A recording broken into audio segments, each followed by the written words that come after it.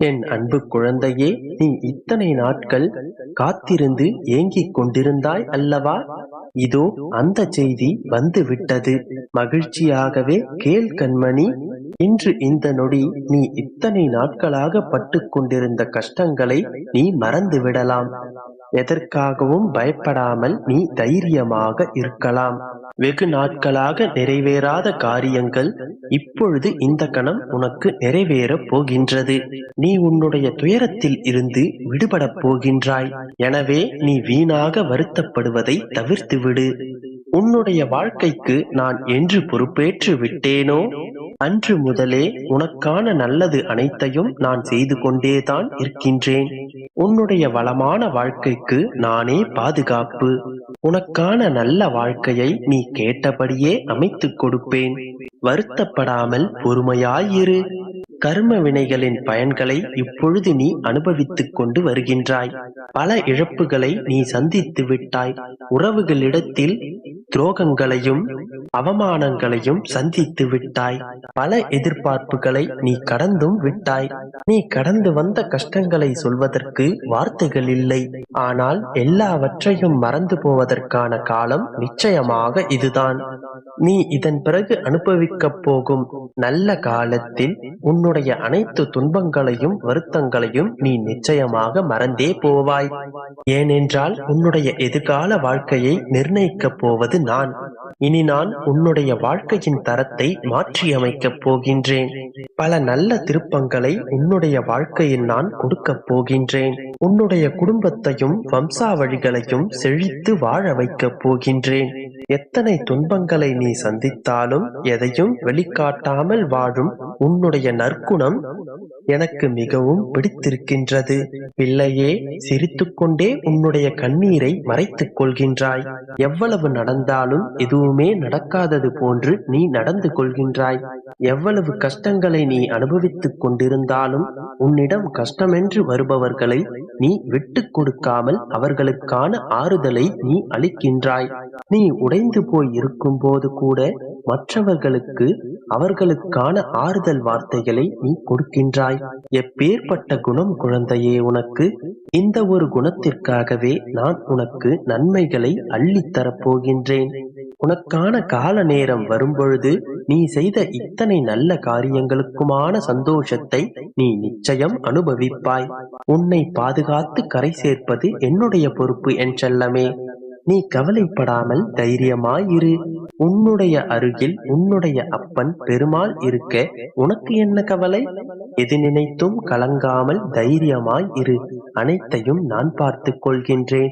நம்பிக்கையோடு இரு, நல்லதே நடக்கும். என் அன்பு குழந்தையே, நீ பாக்கியசாலி.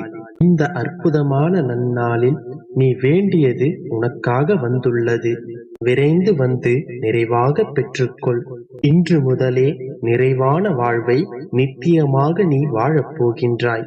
இப்போது இந்த நொடி துயரத்தை தருவது எப்போதும் உன்னுடைய நிலை அல்ல. உனது தன்னம்பிக்கை குறைந்த தன்மை, அதாவது அவநம்பிக்கை என்று தெரிந்து கொள். உன்னால் இங்கு அனைத்தும் முடியும். உன்னால் முடியாதது என்று எதுவும் இல்லை. சோதனைகளை தரும் இறைவன் கூட அதை உன்னால் தாங்க முடியுமா? உன்னால் எதிர்கொள்ள முடியுமா? வென்று விடுவாயா என்று பார்த்துத்தான் தருகின்றான். உன்னால் முடியாத விஷயங்களை, உன்னால் தாங்கிக் கொள்ள முடியாத வேதனைகளை இறைவன் ஒரு நாளும் உனக்கு தருவதில்லை. நீதான் உன்னால் முடியாது என்று சோர்ந்து போய் உட்கார்ந்திருக்கின்றாய். உயிர் போனாலும் தானாக போகட்டும். இருக்கும் வரை தொடர்ந்து போராடு. தோற்றுக்கொண்டு தொய்ந்து விடாதே. கோழையாக அழுது புலம்பாதே. நான் எப்பொழுதும் கூறுவது போன்று நீ இப்பொழுது இருக்கும் நிலை நிரந்தரமல்ல. இந்த மனித வாழ்வில் சுவாரஸ்யமான ஒரு விஷயம் நடக்கும்.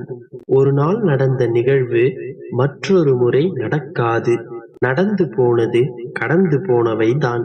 அப்படித்தான் நீ சந்திக்கும் இந்த துக்கமும் துயரமும்.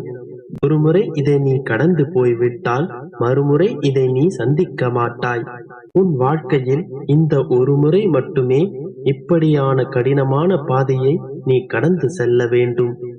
அதிலும் நடுப்பாதை வரை நீ தாண்டிவிட்டாய் என் கண்மணியே. இன்னும் கொஞ்ச நேரம், கொஞ்ச தூரம் மட்டும்தான். உன் சுமைகளை இறக்கி வைக்க இன்னும் கொஞ்ச அவகாசம்தான் இருக்கின்றது. அதற்குள் அவசரப்பட்டு விட்டு கொடுத்து விடாதே. எத்தனை துன்பங்களை நீ சந்தித்தாலும் நீயும் பாக்கியசாலியே. எப்படியென்றால், சோதனைகளை சகித்துக் கொள்பவன் பாக்கியசாலிதான். ஏனென்றால் சோதனை காலத்தில் நான் அவனோடு நிறைந்திருப்பேன். பிரச்சனைகளை எதிர்கொண்டு போராட தயாராகுபவன் பாக்கியவான். யுத்த களத்தில் அவன் சார்பாக நானே நிற்பேன். வாழ்க்கையில் இழிவுபடும் நேரத்தில் சகித்துக் கொள்ளும் தன்மையை கொண்ட நீ பாக்கியசாலிதான். இப்பொழுது புரிகின்றதா? நீ பட்ட அவமானங்களும் கஷ்டங்களும் வீண் போகவில்லை. எல்லாம் புண்ணியங்களாக உன் கணக்கில் சேர்த்து வைக்கப்படும். பொறுமையும் அமைதியும் சகிப்புத்தன்மை உள்ள அனைவரும் பாக்கியசாலிகள்தான். அவரவருக்கான பாக்கியங்களை அவரவர்கள் சேர்த்து கொண்டுதான் இருக்கின்றார்கள். இந்த வாழ்க்கை சில சமயங்களில் நீ விரும்பியதை தருவதில்லை. காரணம், நீ அதற்காக தகுதியானவன் என்பதற்கில்லை. அதைவிட சிறந்த ஒன்றிற்கு நீ தகுதியானவன் என்பதற்காகத்தான். அல்லது அதைவிட மேலானது உனக்காக காத்து கொண்டிருக்கலாம். ஒருமுறை இந்த அப்பாவிடம் நீ வந்துவிட்டால் உன்னை நான் இறுக பற்றிக்கொள். என் அன்பு குழந்தையே, நீ சிந்திய கண்ணீர், நீ பட்ட துன்பங்கள், உன் வலி வேதனை இங்கு சில மனிதர்களுக்கு சிரிப்பாக இருக்கலாம். ஆனால் உன் அப்பாவிற்கு தெரியும் அது என்ன வேதனை என்று. முதலில் நீ எல்லாவற்றையும் எல்லோரிடமும் பகிர்ந்து கொள்வதை நிறுத்து. ஏனென்றால் இங்கு எல்லோரும் உன்னை போல் இல்லையே. உன் சிந்தனைகளோடு அவர்கள் இல்லை. இங்கு ஒரு சிலருக்கு உன்னுடைய வேதனைகள் சந்தோஷமாக கூட இருக்கலாம். ஒரு சிலரோ உன்னுடைய சூழ்நிலையை இன்னும் சிக்கலாக கூட ஏற்படுத்தலாம். உனக்கு உன்னுடைய சிக்கல்களுக்காக ஆறுதலை சொல்வது போன்று சொல்லிவிட்டு மனதிற்குள் சந்தோஷமும் படலாம். அதற்காக யாரையும் நம்ப வேண்டாம், எல்லோரும் வஞ்சகர்கள் என்று அர்த்தமில்லை. யாரை நம்ப வேண்டும் என்று சற்று நிதானமாக யோசித்து நம்பிக்கை வை. எல்லோரிடத்திலும் எல்லாவற்றையும் பகிர்வதை நிறுத்து. அதனால் எந்த பயனும் ஏற்படாது. ஒன்றை புரிந்து கொள், அவரவர் வாழ்க்கையில் அவரவருக்கு 1000 பிரச்சனைகள் உண்டு. உன் பிரச்சனைகளை புரிந்து கொண்டு உன்னை வழிநடத்துவதற்கு யாருக்கும் நேரமும் இல்லை, விருப்பமும் இல்லை. அதிகபட்சமாக உனக்காக கண்ணீர் சிந்தவும் உனக்காக பிரார்த்தனை செய்யவும் சில மனிதர்கள் இவ்வுலகில் உண்டு. ஆனால் வெகு சிலரே உன் பிரச்சனைகளை தீர்த்து வைக்க முன் வருவார்கள். அவர்களிடம் மட்டும் உன் பிரச்சனையை பகிர்ந்து கொள்.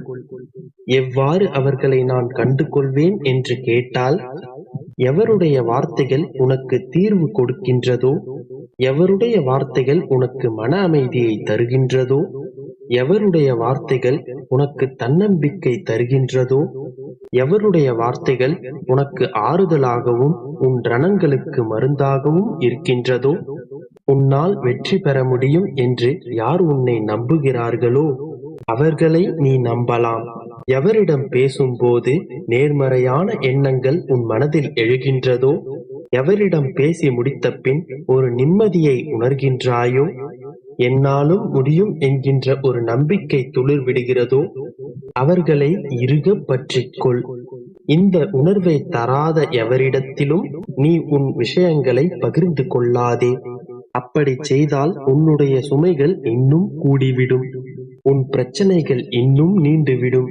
ஏனென்றால் நான் ஏற்கனவே கூறினேனே, உன்னுடைய பிரச்சனைகளும் வலிகளும் இங்கு சிலருக்கு சிரிப்பாக கூட இருக்கலாம்.